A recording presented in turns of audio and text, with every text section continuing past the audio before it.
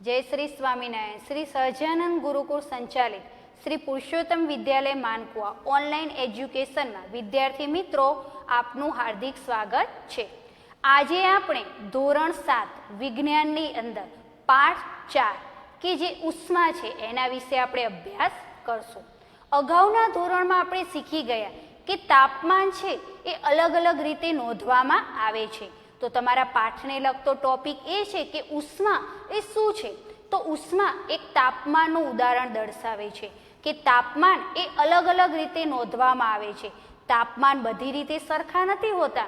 ઘણું તાપમાન છે ઠંડક પણ દર્શાવે છે અને તાપમાન આધારિત એ ગરમ પણ હોય છે। તો અહીંયા પહેલો જ પોઈન્ટ મેં લખ્યો છે કે પદાર્થ ગરમ છે કે ઠંડો છે એ આપણે અલગ અલગ ઉદાહરણ દ્વારા સમજવાનું છે કે ઘણીવાર શિયાળાની અંદર જ્યારે આપણને ઠંડી લાગે છે ત્યારે આપણે ઊનના કપડાં પહેરીએ છીએ। તો આ શું થાય છે કે ઊન એ ગરમ છે, એ આપણને ઠંડી સામે રક્ષણ આપે છે। તો આ ગરમ અને ઠંડા એ બંને ભેગા થાય છે પ્રક્રિયા। જ્યારે ઉનાળાની અંદર ગરમીનું પ્રમાણ વધુ હોય છે અને જ્યારે ગરમીનું પ્રમાણ વધુ હોય છે ત્યારે આપણે પાતળા સુતરાઉ કપડાં પહેરીએ છીએ જેનાથી આપણને આપણા શરીરની અંદર એક ઠંડકનો અનુભવ થાય છે। તો આવી જ રીતે આપણે અલગ અલગ પદાર્થો દ્વારા અલગ અલગ રીતે સમજવાનું છે। તો તમારા પુસ્તકની અંદર પદાર્થ કેટલો ગરમ છે અને ઠંડો છે એ જોવા માટે અલગ અલગ નમૂના લેવાના કીધા છે કે જો આપણે આઈસ્ક્રીમ ખાઈએ છીએ તો એ આપણને ઠંડકનો અનુભવ કરાવે છે, પણ જ્યારે આપણે ચા પીએ છીએ તો એ આપણને ગરમીનો અનુભવ કરાવે છે। તો આ દરેક પ્રક્રિયા છે જ્યારે આપણે કઢાઈની અંદર પૂરી તળીએ છીએ તો તેલ ગરમ થાય છે ત્યારે પૂરી તળાય છે। તો આ રીતે દરેક પદાર્થ કેટલો ગરમ છે અને ઠંડો છે એ આપણે સ્પર્શ એ અડીને પણ જોઈ શકીએ છીએ, પણ દરેક વખતે અડવાથી આપણને નુકસાન પણ થઈ શકે છે। ધારો કે પાણી એકદમ ઉકળે છે, ગરમ છે, હવે જો એ પદાર્થને આપણે અડવા જશું, સ્પર્શ કરવા જશું તો આપણે દાજી પણ શકીએ। અહીંયા તમને એક પ્રવૃત્તિ આપી છે કે પ્રવૃત્તિ 4.1 એની અંદર 3 પાત્ર લેવાના કીધા છે। પહેલા પાત્રની અંદર ઠંડુ પાણી છે, જ્યારે બીજા પાત્રની અંદર ગરમ પાણી છે, જ્યારે ત્રીજું પાત્ર છે એની અંદર નહીં ગરમ કે નહીં ઠંડુ એટલે મધ્ય એને નવશેક। હવે આ પ્રવૃત્તિની અંદર આપણને સ્પર્શ કે એ કઈ રીતે પ્રક્રિયા થાય છે। તો સૌથી પહેલા આપણને કીધું છે કે તમારી એ છે કે પાત્ર એની અંદર ઠંડુ પાણી કે જેમાં આપણે એની અંદર આપણો જમણો હાથ નાખવાનો છે। પાત્ર જે ઠંડુ પાણી એમાં આપણો જમણો હાથ, જ્યારે પાત્ર બી છે એ પાત્ર બી ની અંદર ગરમ પાણી છે, એક ઉકળતું ને બધું એની અંદર આપણે ડાબો હાથ નાખવાનો। બંને હાથ આપણા રોકાઈ ગયા એની અંદર।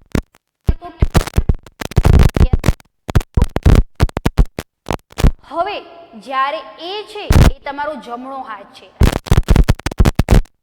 હવે પાણીમાં જે સ્પર્શ જે ત્રીજું પાત્ર છે એમાં જ્યારે તમે ઠંડા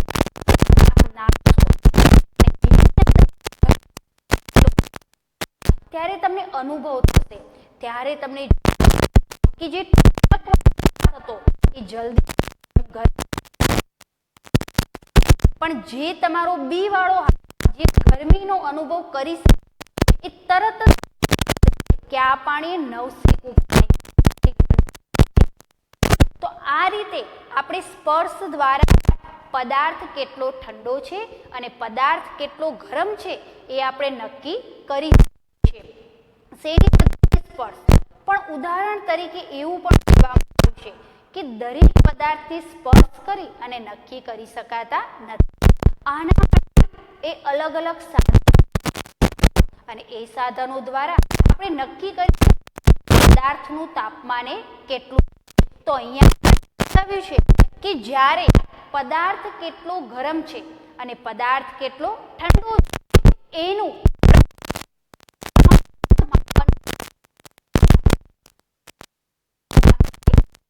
કે જ્યારે પ્રમાણભૂત માપ પદાર્થ કેટલું આ તાપમાનની વ્યાખ્યા છે. તાપમાનની વ્યાખ્યા છે આ કે પદાર્થ ગરમ અને ઠંડાપણાની માત્રાને પદાર્થ છે ઠંડો એ નક્કી હવે આ થર્મોમીટર તાપમાનનું માપ તો એ તાપમાનનું માપન કરતું જે એને છે તો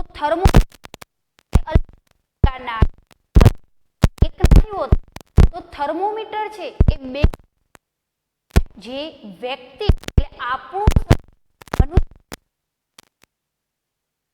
ક્લિનિકલ થર્મોમીટર ક્લિનિકલ ડોક્ટર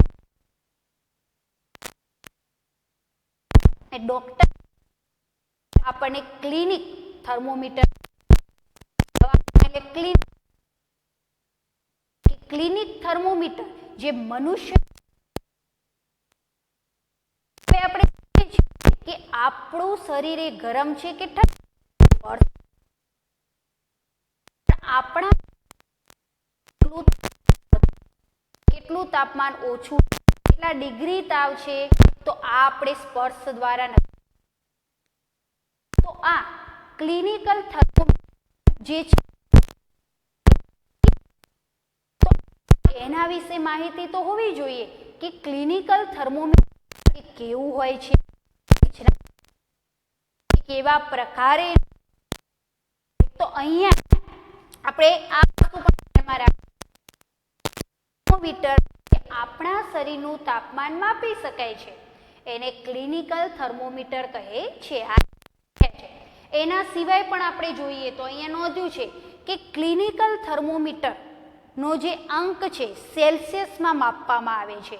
એને ફેરનહીટમાં પણ મપાય છે પણ અત્યારના આધુનિક સમયમાં ક્લિનિકલ થર્મોમીટરનો આંક સેલ્સિયસમાં જ માપવામાં આવે છે. તો એનો ક્યાંથી શરૂ થશે અને ક્યાં એનો અંક પૂરો થાય છે તો આ પણ વસ્તુ આપણે ધ્યાનમાં રાખવાની છે કે ક્લિનિકલ થર્મોમીટરનો આંક 35 અંશ સેલ્સિયસથી 42 અંશ સેલ્સિયસ સુધીનું તાપમાન એટલે માપી એટલે નક્કી કરી શકે છે કે જે ક્લિનિકલ થર્મોમીટર છે એ 35 અંશ સેલ્સિયસથી 42 અંશ સેલ્સિયસ સુધીનું એ તાપમાન નક્કી કરી શકે છે. હવે જે ક્લિનિકલ થર્મોમીટર છે તો એની રચના કેવી હશે કે કેવી રીતે બનાવવામાં આવ્યું છે તો તમારા પુસ્તકની અંદર એ સરસ મજાની આકૃતિ છે તો આપણે એ જોઈ લેવાની. હવે એના પછી આપણે જોવાનું છે કે એની રચના કેવી છે તો એ રચનાની અંદર તે સમાન જાડાઈવાળી પાતળી સાંકડી નળેલી બળેલી હોય છે. તે એક સરખી જાડાઈવાળી અને એ પાતળી નળીની બનેલી હોય છે કે જે કાચનું હોય છે. નળીના અંદરના ભાગમાં ફૂલેલી બલ્બ જેવી રચના હોય છે. હવે તમને થશે કે ફૂલેલી બલ્બ જેવી રચના શું તો એ આ બલ્બની અંદર જે ફૂલેલી બલ્બ જેવી રચના હોય છે એના અંદરના ભાગમાં મર્ક્યુરી એટલે પારો ભરવામાં આવે છે. પારો એ ધાતુ હોવા છતાં આ વસ્તુ પણ આપણે યાદ રાખવાની છે કે પારો એ ધાતુ હોવા છતાં અપવાદરૂપ એ પ્રવાહી છે. બાકી દરેક ધાતુ એ ઘન પદાર્થ ધરાવે છે એ ઘન સ્વરૂપ ધરાવે છે પણ જે પારો જેવો છે કે જે ધાતુ હોવા છતાં એ પ્રવાહી સ્વરૂપ ધરાવે છે. તો અહીં આપણને કહે છે કે ક્લિનિકલ થર્મોમીટરની અંદર કે જે બલ્બ જેવી રચના છે એની અંદરના ભાગમાં મર્ક્યુરી એટલે પારો ભરવામાં આવે છે. અને આ જે બલ્બ છે મર્ક્યુરી એ અંદરના ભાગમાં પાતળા દોરા જેવી જે રચના છે આ જે શું કરશે તો અંક સેલ્સિયસ માપક્રમ વડે સી સેલ્સિયસ એટલે સી એનો જે માપક્રમ છે એ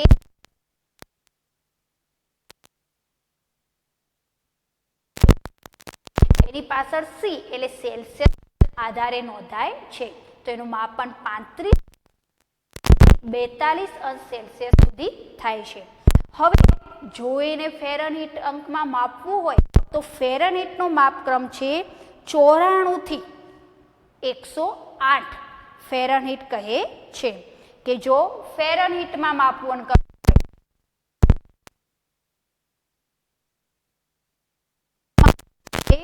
94 થી 108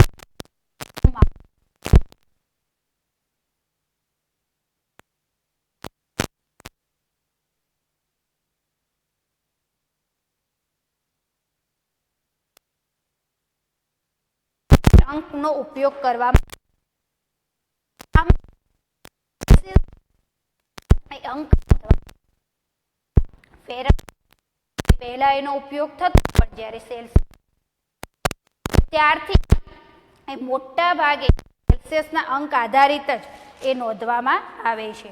હવે થર્મોમીટરનું વાંચન કરીએ કે જ્યારે આપણે થર્મોમીટરનો ઉપયોગ કરીએ છીએ તો એ થર્મોમીટરનો ઉપયોગ કરવા માટે આપણે શું ધ્યાનમાં રાખવું? તો થર્મોમીટરને વપરાશ કરતાં પહેલાં કે જ્યારે આપણે ડૉક્ટરની ક્લિનિકમાં જઈએ છીએ ત્યારે આપણે જોઈએ છીએ કે ઘણા બધા અલગ અલગ દર્દીઓ આવેલા હોય છે. જો આ ડૉક્ટર યોગ્ય ચોકસાઈ નથી રાખતો તો એનું કારણ શું થશે કે જ્યારે થર્મોમીટરનો ઉપયોગ આપણા માટે થાય છે ત્યારે નુકસાન કરતા છે. તો ડૉક્ટરે જ્યારે બીજા દર્દીનું માપન થાય એના પહેલાં કઈ સાવચેતી રાખવી જોઈએ?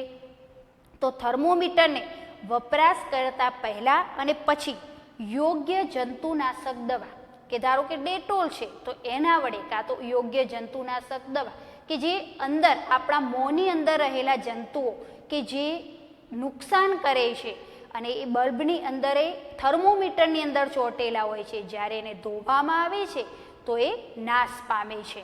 તો એને ધોવું જોઈએ. પહેલી પ્રક્રિયા આ કરવી જોઈએ કે જ્યારે એનો ઉપયોગ કરો છો અને કરી લીધા બાદ એને જંતુનાશક દવાથી ધોવું જોઈએ. બીજો પોઈન્ટ કે વપરાશ કરતાં પહેલાં પારાનું સ્તર 35°C નીચે હોવું છે કે નીચે હોવું જોઈએ. ઘણીવાર એવું થશે કે કોઈ દર્દીનું માપન કર્યું છે અને એનું માપન કે 35°થી ચાલુ થાય છે, તાપમાન તમારું શરીરનું વધુ છે તો ત્યાં એનું 37થી ઉપર જાય છે, 38-39°C હોય છે. અને જો ડૉક્ટર આ ચોકસાઈ નથી રાખતો તો બીજા વ્યક્તિનું તાપમાન એનાથી વધારે બતાવે છે તો એ તાપમાન ખોટું નોંધાશે, જે યોગ્ય ગણાશે નહીં. તો બીજો પોઈન્ટ આ પણ યાદ રાખવાનો કે વપરાશ કરતાં પહેલાં પારાનું સ્તર કે જે આપણે મર્ક્યુરી કહીએ છીએ, પારાને અંગ્રેજીમાં મર્ક્યુરી કહેવાય, એનું સ્તર 35°C નીચે છે કે નહીં તે ખાસ જોવું જોઈએ. એટલે એને હળવેથી આમ ઝાટકો મારીએ એટલે પારો છે એ મૂળ એની જગ્યાએ 35°C નીચે આવીને ઊભો રહી જશે. પણ એ શેનું હોય છે? તો કાચનું હોય છે. તો એને જ્યારે ઝાટકો મારીએ છીએ ત્યારે પણ આપણે વસ્તુનું ધ્યાનમાં રાખવાનું હોય છે. એના પછી કે જ્યારે તમે થર્મોમીટરમાં અંકન કરો છો, એના આંકડાનું નોંધો છો ત્યારે એ તમારી આંખની એક્ઝેક્ટ સામે હોવું જોઈએ, તો જ એનું માપન તમે સારી રીતે કરી શકો છો. પણ જો નીચે રાખો છો, યોગ્ય રીતે નથી જોતા તો એનું ચોક્કસ માપન થઈ શકતું નથી. આ થર્મોમીટરની બીજી ખાસિયત એ પણ છે કે આ થર્મોમીટરની અંદર એક ખાંચ આવે છે. ખાંચ એટલે આવી વી આકારનો ખાંચનો ભાગ હોય છે. એના કારણે એ થશે કે જ્યારે દર્દીનું તાપમાન માપી લીધા બાદ થોડાક ટાઈમ પછી પણ એ દર્દીનું તાપમાન જોઈ શકાય છે. કે ધારો કે એક દર્દીનું તાપમાન માપ્યું છે એનું 38 કે 39°C આવે છે.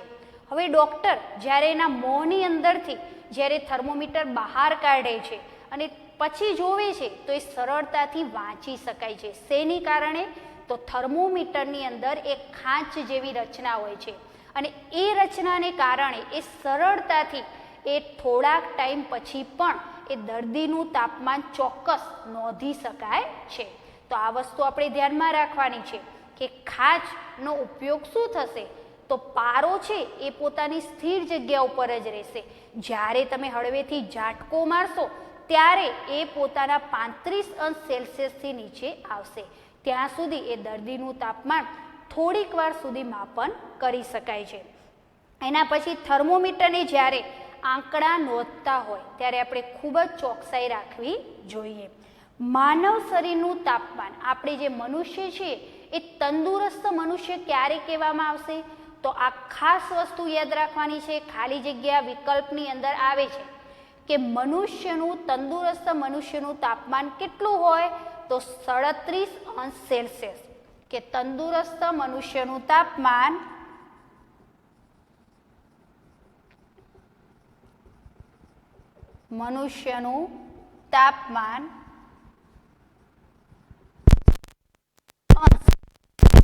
હોય છે.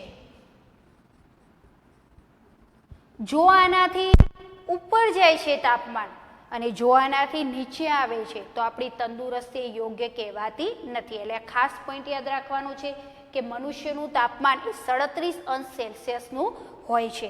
એના સિવાય આપણે જોઈએ તો ક્લિનિકલ થર્મોમીટરની રચના માત્ર શરીરના તાપમાનના માપન માટે કરેલી હોય છે.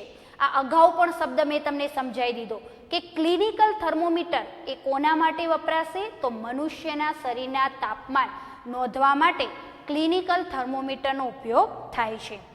આ જ રીતે ક્લિનિકલ થર્મોમીટરનો જે આંક છે એ 35°C થી 42°C સુધી વપરાય છે. એના સિવાય આગળ આપણે જોઈએ તો હવે બીજો પોઈન્ટ છે કે પ્રયોગશાળાની અંદર વપરાતું થર્મોમીટર. તો એને આપણે લેબોરેટરી થર્મોમીટર કહેશું કે પ્રયોગશાળા છે એ લેબોરેટરી છે. તો પ્રયોગશાળાની અંદર વપરાતું જે તાપમાન છે કે માપન કરવું છે તો પ્રયોગશાળાની અંદર જે થર્મોમીટર વપરાય છે એ થર્મોમીટરને આપણે ક્લિનિકલ નહીં પણ લેબોરેટરી થર્મોમીટર કહીશું. તો અહીંયા પ્રયોગશાળાની અંદર જે તાપમાન વપરાય છે તો એની આપણે આ રીતે ધ્યાન રાખવાનું છે. હમણાં જે આપણે શીખ્યા ક્લિનિકલ થર્મોમીટર, એ ક્લિનિકલ થર્મોમીટર એ દરેક વ્યક્તિના માપન માટે, જ્યારે પ્રયોગશાળાની અંદર જે વપરાય છે એ લેબોરેટરી થર્મોમીટર કહે છે. તો પદાર્થનું તાપમાન માપન કરવા માટે લેબોરેટરી થર્મોમીટર વપરાય છે. તો આપણે નોંધમાં રાખવાનું છે કે પદાર્થનું તાપમાન માપવા માટે લેબોરેટરી, કયો શબ્દ? લેબોરેટરી, લેબોરેટરી થર્મોમીટર વપરાય છે.